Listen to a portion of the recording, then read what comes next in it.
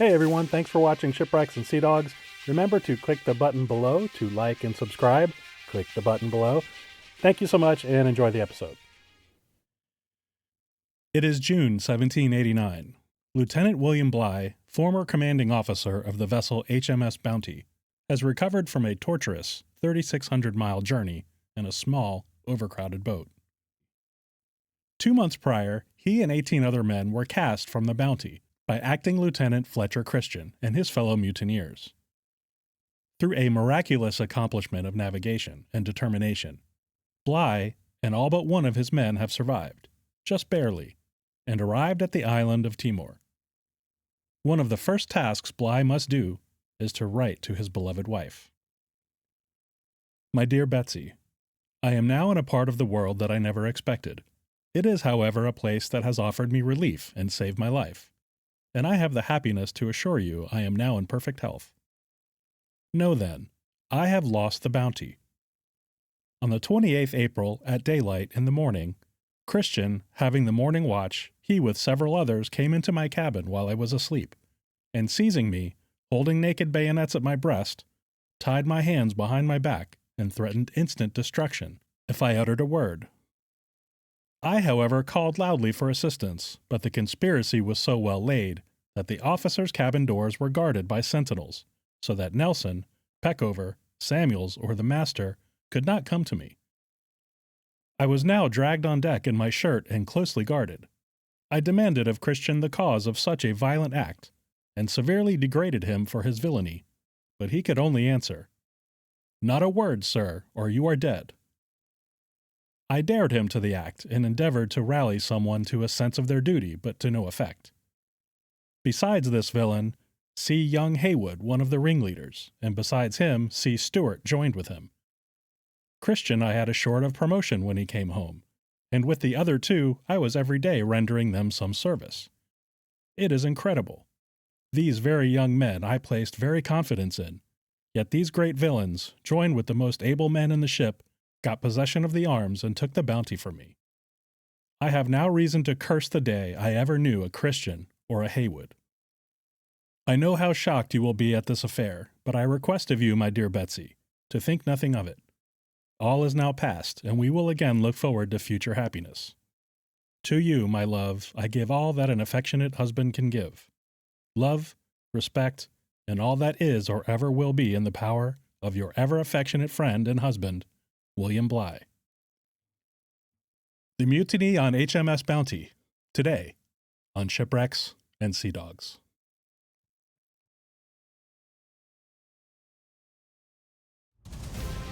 Hello and welcome to Shipwrecks and Sea Dogs, tales of mishaps, misfortune, and misadventure. I'm your host, Rich Napolitano.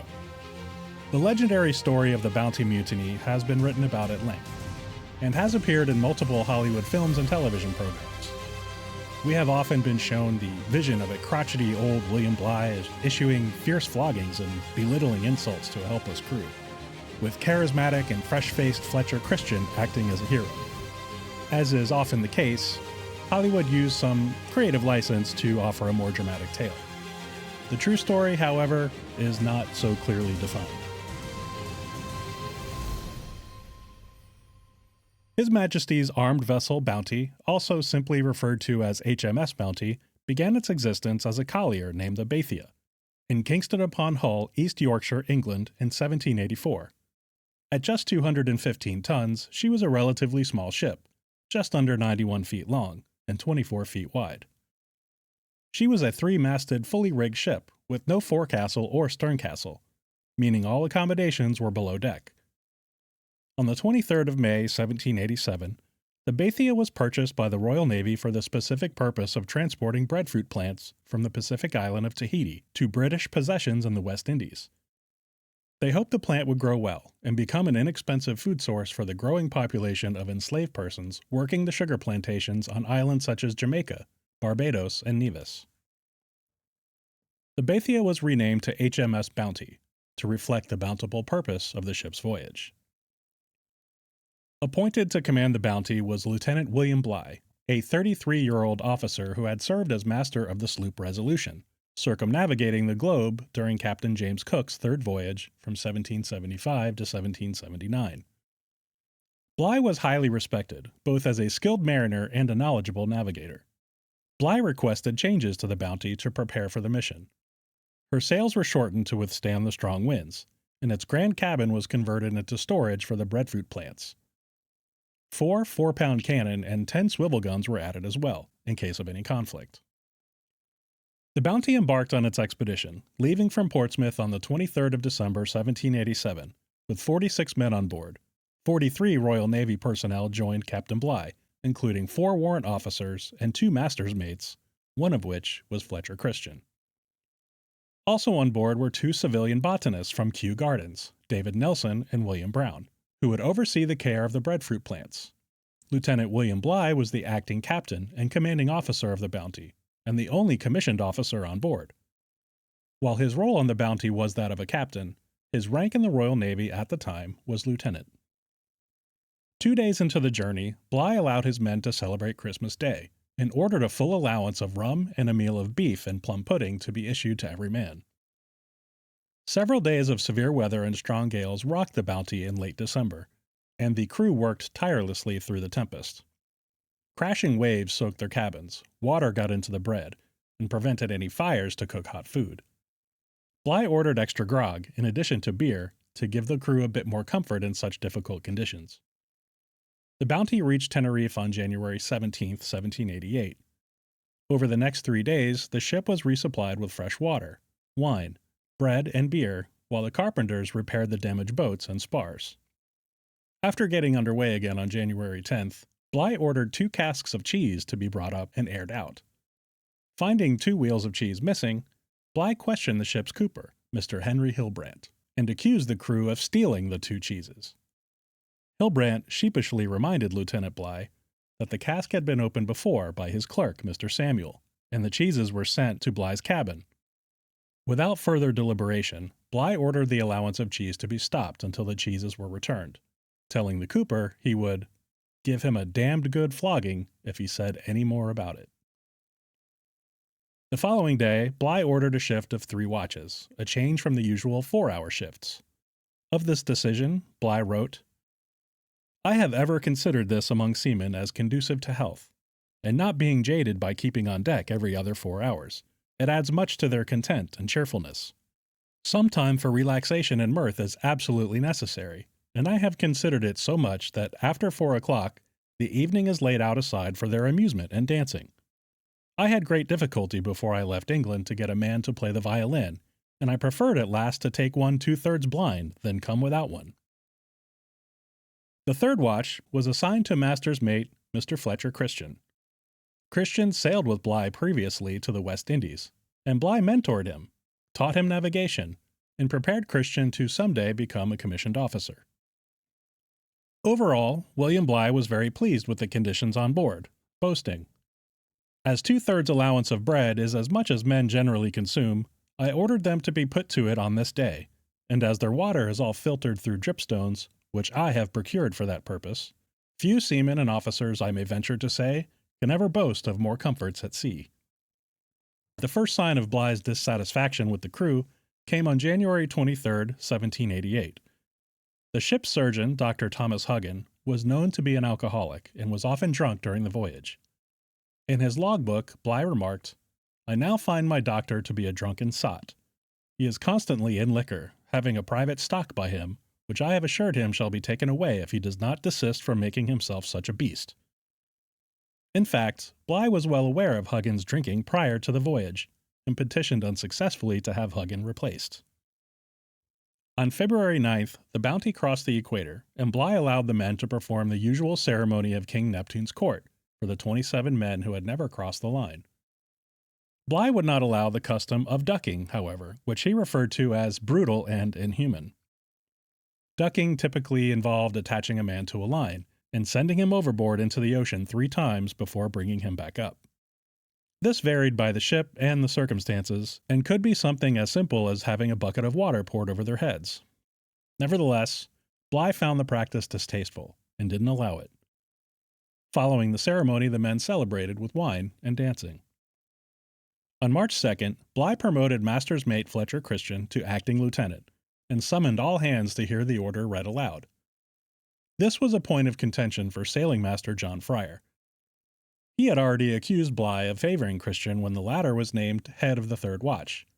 The position of acting lieutenant was a much desired post for the mates on board, and this did not sit well with Mr. Fryer. As the Bounty reached the coast of Argentina, the weather, wind, and currents became turbulent. Bligh made note of the worsening conditions and the continual soundings taken to determine the depth of the water. On the 10th of March, Bligh issued the first punishment of the voyage, giving 24 lashes to seaman Matthew Quintal for insolence and contempt. He lamented having to do so, writing, "Until this afternoon, I had hoped I could perform the voyage without punishment to anyone." Bligh spent the last weeks of March and most of April attempting to navigate the treacherous waters around Cape Horn. Fierce currents and gales continued to stymie his progress as the Bounty pushed forward, backtracked, circled, and tried again. Bligh was careful, making every decision with the safety of his crew in mind. Cape Horn proved vexing for Bligh, as it had been for many captains before and after. Referring to Commodore George Anson's account of his voyages published in 1748, Bligh wrote, "I do not wonder at Lord Anson's account of the high sea, for it exceeds any I have seen, and to be here in a laborsome ship must be an unhappy situation." By April 2, 1788, the battered ship had been damaged, repaired, damaged again, and the crew were exhausted, wet, and cold. Bligh again saw to their needs, writing, "My next business was to see after my people who had undergone some fatigue, and to take care that a proper fire was kept and that no one kept on wet clothes. This being done, and seeing them all comfortably dry, I ordered a large quantity of portable soup to be boiled in their peas, which made a valuable and good dinner for them." But the Bounty was still laboring at Cape Horn, doing battle with the fearsome Drake Passage. As the Bounty ventured deeper into even worse squalls, many of the men's berths were drenched. Bligh gave up his own cabin to those with wet bedding, until such time their bedding could be dried. After 30 days of a desperate struggle, with 8 men being injured or sick, Lieutenant Bligh admitted defeat and turned his ship to the east. Bligh set a course for the Cape of Good Hope, at the southern tip of Africa, and the crew were overjoyed to be leaving the nightmarish hellscape of Drake Passage. On May 23rd, the Bounty arrived at False Bay at the Cape of Good Hope. In the 5 months at sea thus far, not a man was lost, and there was not a single case of scurvy or other serious illness.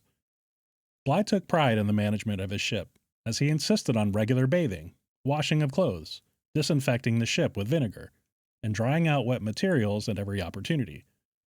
Bligh also demanded regular exercise in the form of dancing, something he experienced while serving with Captain Cook. Bligh insultingly wrote, "Seamen will seldom attend to themselves in any particular, and simply to give directions that they are to keep themselves clean and dry, as circumstances will allow, is of little avail. They must be watched like children, as the most recent danger has little effects to prevent them from the same fate." This provides incredible insight into Bligh's attitude toward his crew. While he went through great pains to keep his men healthy, warm, and well-fed, it was coming from a feeling of superiority. He believed it was his duty to protect them, as they were incapable of caring for themselves, and Bligh expected strict adherence to his regimen. Bligh made arrangements for the men to be fed nutritious meals of meat, fish, and vegetables on shore every day during their stay. During their time at False Bay, the second punishment of the voyage was meted out to Seaman John Williams for neglect of duty. With all repairs complete and the ship restocked, the Bounty weighed anchor in early July, with plans to resupply again in Van Diemen's Land, or modern-day Tasmania. The Bounty reached Adventure Bay in Van Diemen's Land on August 21st.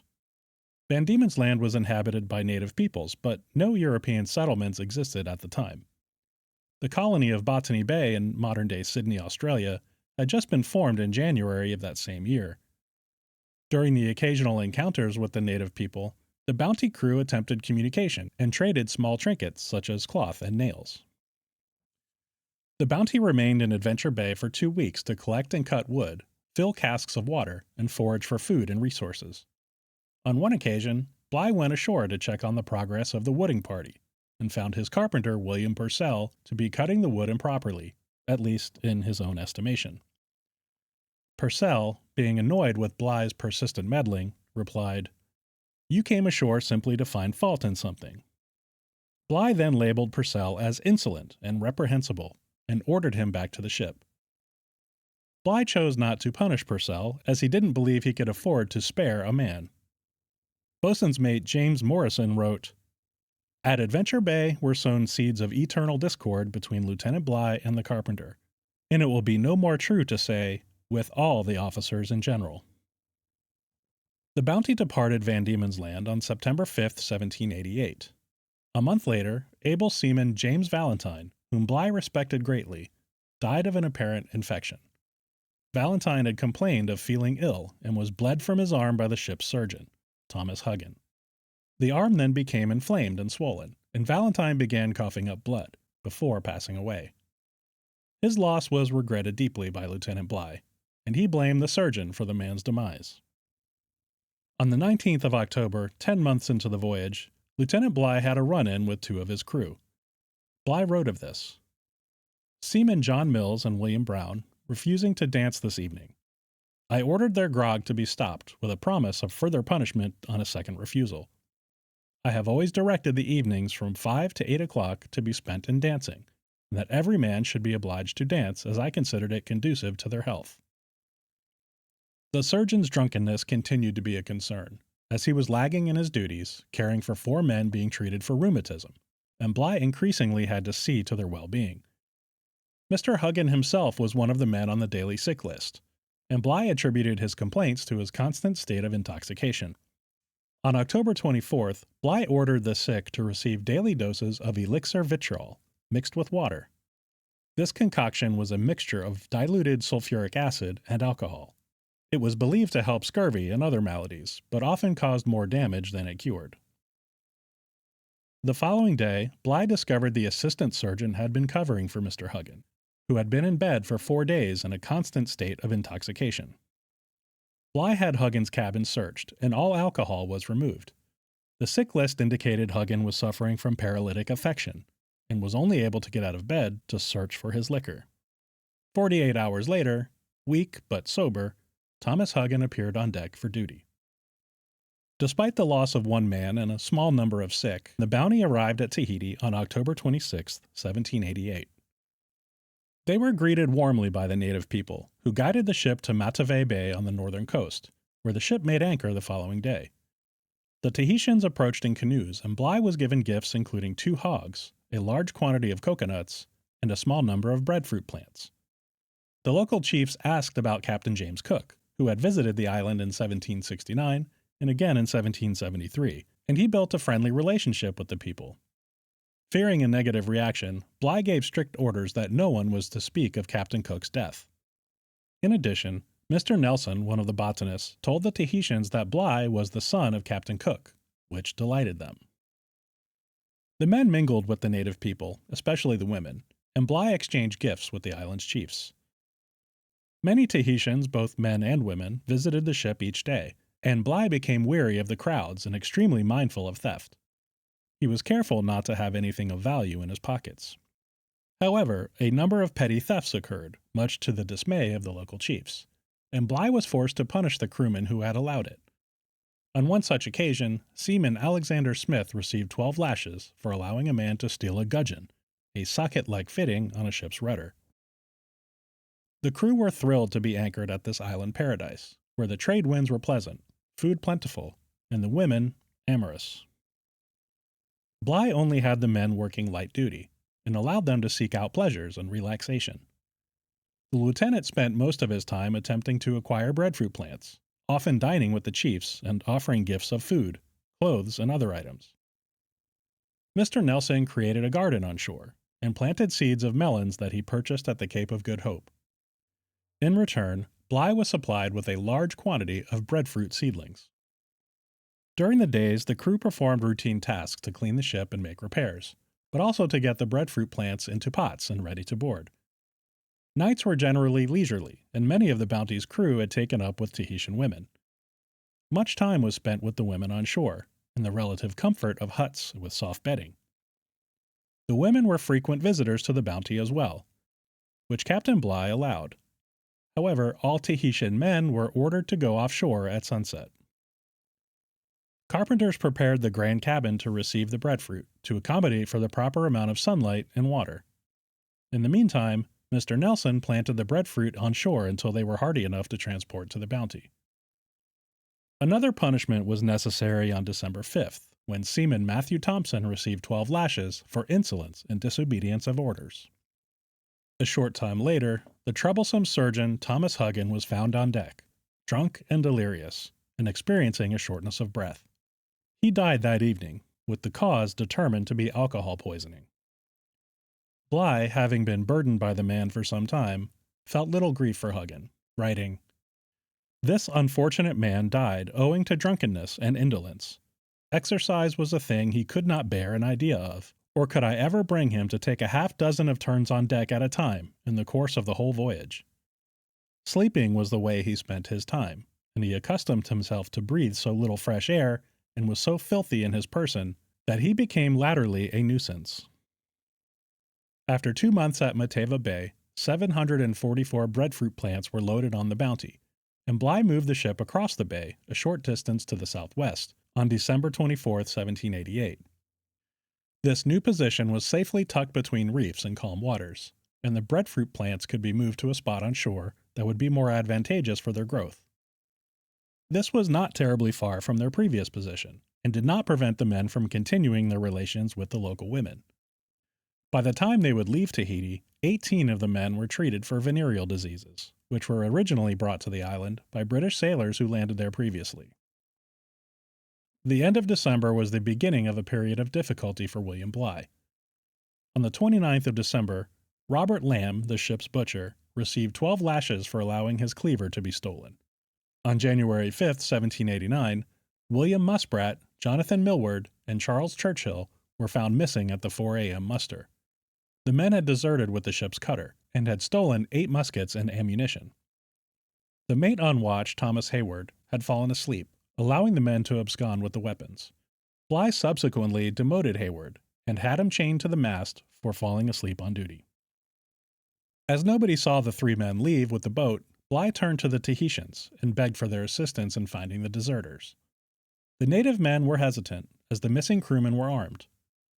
Finally they agreed, and set off in a boat after the 3 deserters. The chief of Matavai Bay was unhappy that his people were sent away on the mission without his consent, and agreed to only return the boat and not the men. Bligh threatened that his men in the boat would be returned, saying, "Otherwise I should make the whole country suffer for it." Not wishing for a conflict, the chief made assurances that the men would be returned. On January 23rd, Bligh received news that the 3 deserters were hiding in a house about 5 miles from the ship. Bligh and his Tahitian assistant took a boat to the location, where the men gave themselves up without incident. Bligh had the 3 men shackled in irons on board the Bounty. The following day, Churchill was given a dozen lashes, and Millward and Muspratt received 2 dozen each. But this was just half of their punishment, with the men receiving the same number again on February 4th. During this same time, Seaman Isaac Martin was also punished with 19 lashes for striking a Tahitian man. Bligh entirely blamed his officers for the desertions and for the growing lack of discipline among the men, writing his complaints in the ship's log. Such neglectful and worthless petty officers I believe never were in a ship as are in this. No orders for a few hours together are obeyed by them, and their conduct in general is so bad that no confidence or trust can be reposed in them. The officers and crew had relished the comforts and pleasures of Tahiti, but became increasingly less likely to perform their duties. The officers failed to have the spare sails taken out, spread apart, and dried in the sun, which caused them to mildew and rot. The ship's boats had not been properly cared for, and had fallen into disrepair, among other items. Finding this dereliction of duty, Bligh unleashed his fury on his officers with a verbal assault. Regarding this neglect, Bligh wrote, "If I had any officers to supersede the master and boatswain, they should no longer occupy their respective stations. Scarce any neglect of duty can equal the criminality of this." Finally, on April 5, 1789, with 1,015 breadfruit plants on board, the Bounty departed Tahiti. The majority of the crew did not wish to leave their island paradise and grumbled openly about their departure. Combined with Bligh's increased frequency of punishments as well as long-standing bad blood between Bligh and the officers, the tension on board was reaching a critical point. Bligh continued to criticize, insult, and humiliate his officers and crew over their perceived, and sometimes actual, failures. Fletcher Christian's patience had finally run out with his former mentor, when he complained to Bligh, "Sir, your abuse is so bad that I cannot do my duty with any pleasure. I have been in hell for weeks with you." When the Bounty stopped at Anamuka Island to fill its water barrels and collect wood, Bligh assigned Fletcher Christian to lead the watering party. He gave specific orders to keep the weapons in the boats and to not engage with the native people, fearing loss of the boats, arms, or valuable tools. Christian and the others seemingly ignored this order and allowed a large number of natives to crowd around them. When the party returned to the ship, Bligh discovered an axe and an adze were stolen from the boats. He publicly reprimanded Christian, calling him a cowardly rascal for letting a set of naked savages interfere with his supervision of collecting water. William Bligh further wrote, "As to the officers, I have no resource, or do I ever feel myself safe in the few instances I trust to them.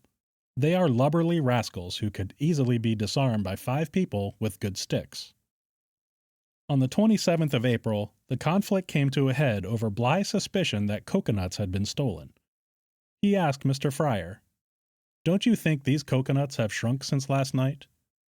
He then ranted and questioned everyone. According to boatswain's mate James Morrison, Fletcher Christian lamented, "I hope you don't think me guilty of stealing." Bligh answered, "Yes, you damned hound, I do. You must have stolen them for me, or you could give a better account of them. I suppose you'll steal my yams next, but I'll sweat you for it, you rascals. I'll make half of you jump overboard." Bligh then ceased all grog rations and ordered yam rations to be cut in half before storming off, while Fletcher Christian was left in tears. To question a man's honor such as Bligh had done was among the greatest personal insults a gentleman of this time could endure. Nevertheless, Bligh invited Christian to dine with him that same evening. Fletcher Christian was desperate to get away from Bligh, and briefly had plans to build a makeshift raft and escape. Midshipman George Stewart talked him out of the suicidal plan and confided in Christian, saying, "We are with you. The men are ready for anything." Whether or not Christian took this to mean the crew were ready for mutiny cannot be known, but mutiny is precisely what Fletcher Christian chose. In the early morning hours of April 28th, Fletcher Christian, Corporal Charles Churchill, gunner's mate John Mills, and seaman Thomas Burkitt entered Lieutenant Bligh's cabin while he was asleep, seized him, and tied his hands behind his back. Christian was carrying a cutlass, and the other men were armed with muskets. They threatened to kill Bligh on the spot if he made a sound, but Bligh screamed for assistance nevertheless. Sentinels were placed at the cabins of the officers loyal to Bligh, preventing any interference. The mutineers then dragged Bligh up to the deck, still in his sleeping attire and naked from the waist down. Christian ordered the Bounty's launch to be lowered, an order that prompted Bligh to question Christian's authority to give such an order. Christian answered, "Hold your tongue, sir, or you are dead this instant." Bligh described this moment. "The villains round me had their pieces cocked and bayonets fixed, and particular people were now called upon to go in the boat, and were hurried over the side." William Bligh and 18 others boarded the launch, most who were loyal to him, plus others by Christian's orders. Some provisions and supplies were transferred to the launch, including twine, canvas, lines, sails, a 20-gallon cask of water, 150 pounds of rock-hard hardtack, salt pork, a tool chest, quadrant, compass, and a small quantity of rum and wine. When Bligh asked for arms to protect against hostile attack, Christian and the other mutineers laughed. Bligh pleaded for his K2 chronometer, an expensive timekeeping device used to determine longitude. Mr. Samuel, Bligh's clerk, made an attempt to obtain the device, but was shuffled off into the boat before being able to do so. At the last minute, 4 cutlasses were tossed into the 23-foot launch. As the overcrowded boat was cast off, Bligh shouted to 3 of his loyalists who were kept on board, "Never fear, my lads, I'll do you justice if I ever reach England."